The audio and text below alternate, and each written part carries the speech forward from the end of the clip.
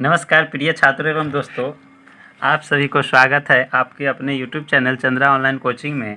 आज हम आपके लिए class 10th science chemistry most VVI objective question for any board exam के लिए 16 क्वेश्चन लेकर आया हूं। यह NCERT पर आधारित है और यह मेरा वीडियो संख्या यानी पार्ट 13 है। इससे पहले मैं 12 वीडियो अपलोड कर चुका हूँ।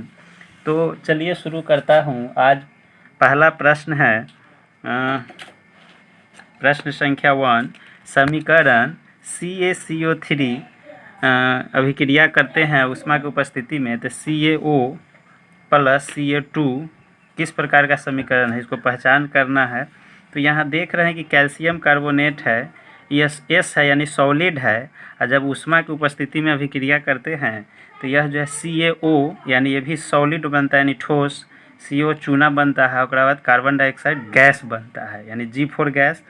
तो यह समीकरण है यानी एक पदार्थ जो है ये टूटकर दो भागों में विभक्त हो गया है। तो इस अभिक्रिया को यानी इस समीकरण को क्या कहेंगे, तो इस समीकरण को हम वियोजन अभिक्रिया कहेंगे। 4 ऑप्शन है: वियोजन अभिक्रिया, संयोजन अभिक्रिया, उभयगामी अभिक्रिया, प्रतिस्थापन अभिक्रिया। सही जवाब इसका होगा वियोजन।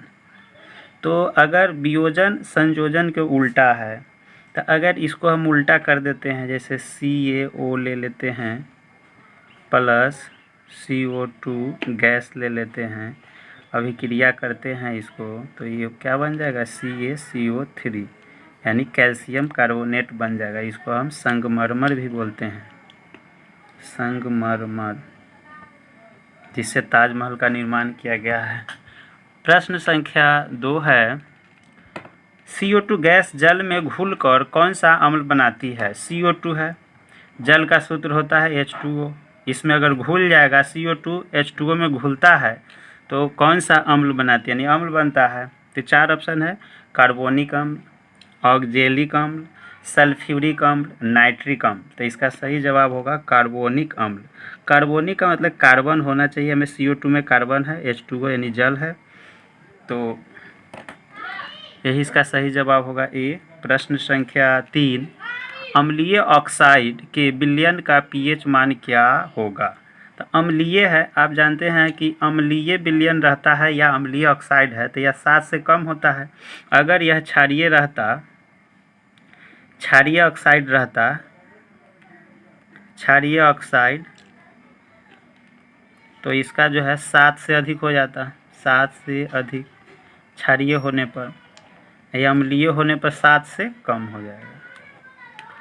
उदासीन होने पर 7 के बराबर होता। प्रश्न संख्या 4, अभिक्रिया CuO प्लस H2 अभिक्रिया करते हैं Cu प्लस H2O किस प्रकार की अभिक्रिया है। तो यहाँ देख रहे हैं कि यह Cu यानी कॉपर है और ये ऑक्सीजन है, प्लस H2O है। इसमें जब अभिक्रिया के पश्चात क्या हो जाता है, Cu के साथ जो ऑक्सीजन है हट जाता है और H2O के साथ लग जाता है, यानी स्थान बदल देता है, यानी एक जगह से दूसरे जगह विस्थापित हो जाता है।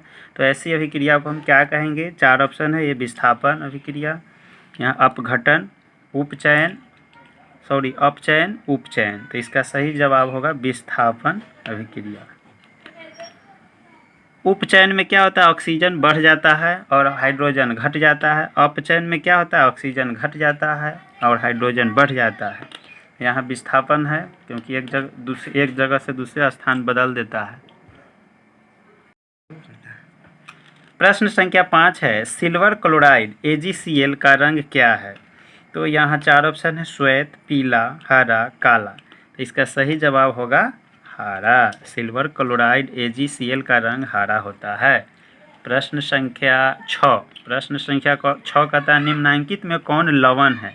यानी लवण यानी नमकीन होता है, लवण का स्वाद जो होता है नमकीन होता है। तो इसमें 4 ऑप्शन दिया गया, HCl, NaOH, K2SO4, NH4OH। तो इसका जो है लवण इसमें NaOH, सही जवाब इसका NaOH है। प्रश्न संख्या 7 में कहता है, सोडियम कार्बोनेट के जलीय विलयन घोल में मिथाइल ऑरेंज का घोल मिलाने पर घोल का रंग परिवर्तित होकर कैसा हो जाता है। तो सोडियम कार्बोनेट Na2CO3 होता है इसका अनुसूत्र।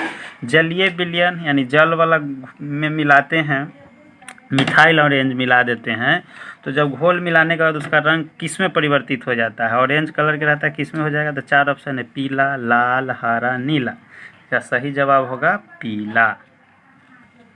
प्रश्न संख्या 8 है, सोडियम कार्बोनेट का अनुसूत्र है। सोडियम कार्बोनेट का अनुसूत्र है, 4 ऑप्शन है, NaHCO3, NaCl, Na2CO3, Na2CO3। तो सोडियम का अनुसूत्र होता है Na, कार्बोनेट का होता है CO3, यहाँ 2 लग जाएगा, यहाँ 3। इसका सही जवाब यही होगा। क्या है? ऑप्शन सी इसका सही जवाब। प्रश्न संख्या 9, निम्न में कौन अवकारक है? 4 ऑप्शन है, H2CO, O2, H2S। अवकारक इसमें कौन है? तो जिसमें हाइड्रोजन अधिक होता है तो ये H2 हो, अवकारक है H2। अगला प्रश्न संख्या 10 है कि अपच का उपचार करने के लिए निम्न में से किस औषधि का उपयोग होता है? अपच यानी जो कोई भोजन कर लेते हैं, ज़्यादा कर लेते हैं और पचता नहीं है, भोजन सही से नहीं पचता है, तो उसको उपचार करने के लिए कौन सा औषधि यानी मेडिसिन का उपयोग करते हैं? 4 ऑप्शन है, एंटीबायोटिक, एनालोजोसिप, एंटासिड, एंटीसेप्टिक। 4 ऑप्शन है कि अपच के शिकार होता है, यानी कहने का मतलब अपच होने का मतलब पेट में गैस बनना, एसिड होने से गैस बनता है, तो उसको एंटासिड दे देंगे, यानी एसिड को काटने वाला। तो इसका सही जवाब यही होगा। ये पीड़ाहारी अगर पेट में दर्द रहता है या प्रतिरोधी कमज़ोर होता है कोई, तो ये दवा देते हैं। प्रतिजैविक एंटीबायोटिक होता है, जो कोई समझ में नहीं आता उसमें एंटीबायोटिक देते हैं। प्रश्न संख्या 11 है, निम्नलिखित में कौन क्षारक है? 4 ऑप्शन है, ZNO, SO2, CO2, NO2। तो इसका सही जवाब क्या होगा? तो ZNO होगा, जिंक ऑक्साइड। प्रश्न संख्या 12 है, उच्च बसीय अम्लों के सोडियम लवण कहलाते हैं। अगर वसा अधिक है, उच्च है, तो वैसे अम्ल वाले सोडियम लवण को क्या कहते हैं? तो इसमें 4 ऑप्शन है, अपमार्जक, साबुन, प्लास्टिक, रबर। सभी का नाम सुने। अपमार्जक यानी सरफ होता है, साबुन जो देह में लगाते हैं, प्लास्टिक तो जानते हैं, रबर भी जानते हैं। तो इसका सही जवाब होगा साबुन। उच्च बसीय अम्लों के सोडियम लवण क्या कहलाते हैं? याद रखिए, यानी साबुन किसे कहते हैं, तो उसका परिभाषा होगा उच्च बसीय अम्लों के सोडियम लवण को साबुन कहते हैं। प्रश्न संख्या 13, निम्नलिखित में से कौन अम्ल है? तो 4 ऑप्शन है, ए में है CaO, बी में है KOH, सी में है NaCl, डी में है HCl। तो इसका सही जवाब अम्ल कहता है कि अम्ल कौन है, यानी खट्टा जो होगा, एसिड होगा, उसी को अम्ल कहते हैं। तो यह इसका सही जवाब होगा HCl, या इसको अम्लराज भी कहते हैं, अम्लराज बोलते हैं, यानी अम्लों का राजा कौन है? तो HCl है। HCl जो है अम्लराज इसको बोलते हैं, यानी अम्लों का राजा, ध्यान रखेंगे।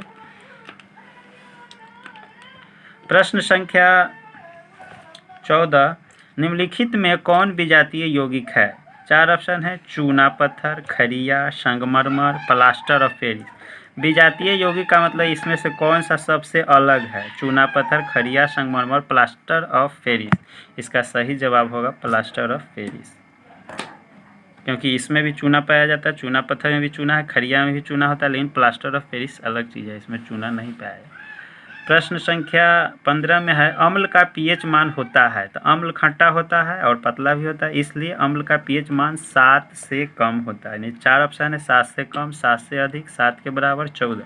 सही जवाब होगा 7 से कम। अगर क्षार रहता यहाँ, तो क्षार का होता 7 से अधिक। अगर यहाँ 7 के बराबर रहता तो ये क्या हो जाता? उदासीन हो जाता। उदासीन विलयन का pH मान 7 होता है। प्रश्न संख्या 16 और अंतिम प्रश्न है, निम्नलिखित में से pH का कौन सा मान क्षारक विलयन का मान देता है? यानी pH है और यहाँ है क्षारक, तो 7 यहाँ क्षारक क्या है? 7 से अधिक होगा। तो इसमें देखना है कि 4 ऑप्शन है, 7 से अधिक वाला, 7 के बराबर भी नहीं, तो 2 है, 7 है, 6 है, 13 है। तो यहाँ सही जवाब इसका 13 हो जाएगा। निम्नलिखित में से pH का कौन सा मान क्षारक विलयन का मान देता है? तो 7 से अधिक होगा, तो यही ऑप्शन है। तो वीडियो कैसा लगा, लाइक कमेंट के माध्यम से बताएं। और वीडियो अच्छा लगा है तो इसको शेयर करें और चैनल को सब्सक्राइब करें ताकि जो भी मैं वीडियो अपलोड करूं उसका नोटिफिकेशन सीधा आपके पास पहुंचे। और यह जो है बोर्ड एग्ज़ाम के लिए सारे प्रश्न जो है काफ़ी इम्पोर्टेंट है, एनसीईआरटी का है। और यह वीडियो एक बार में न समझ में आए तो बार बार देखें। इससे पहले मेरा 12 वीडियो अपलोड है पार्ट बाई पार्ट, उसको देखें और अपना तैयारी कर बोर्ड एग्ज़ाम में अच्छा से अच्छा अंक प्राप्त करें। मेरे साथ बने रहने के लिए आपको बहुत बहुत धन्यवाद।